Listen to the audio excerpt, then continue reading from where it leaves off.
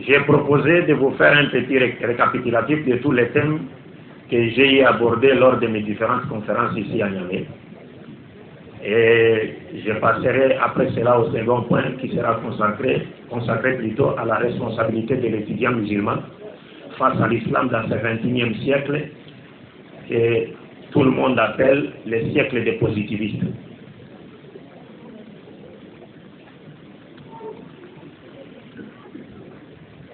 Lors de ma première conférence ici à Niamey, par la grâce de Dieu,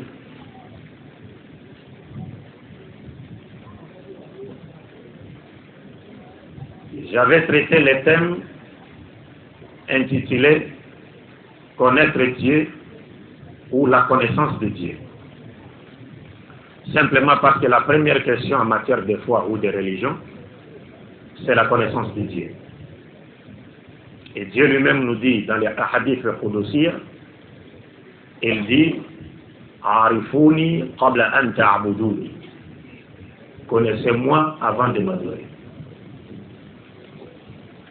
Donc, nécessité s'est fait sentir pour moi de vous entretenir premièrement sur ce thème-là, parce que le thème est d'une valeur capitale, ou plus que capitale. Le premier pilier de la foi en islam est basé même sur ce thème. Et de sorte que tous les messagers de Dieu nous ont prodigué ces conseils.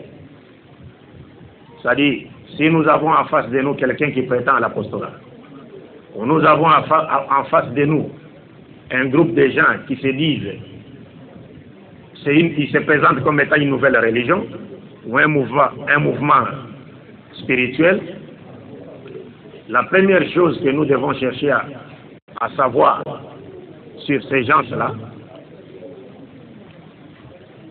ou que nous devons chercher dans les enseignements de celui qui prétend à l'apostolat, c'est la connaissance de Dieu.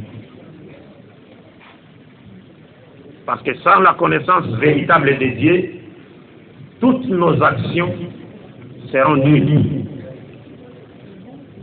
Vous vous rappelez, Dieu s'adressant à son prophète lui a dit, بعد أعوذ بالله من الشيطان الرجيم ولقد أوحي إليك وإلى الذين من قبلك لئن أشركت ليحبطن عملك ولا تكونن من الخاسرين. Ô Muhammad, nous t'avons révélé, ainsi qu'aux messagers qui t'ont précédé, que si seulement tu conférais à Dieu un associé dans sa divinité, dans ses attributs,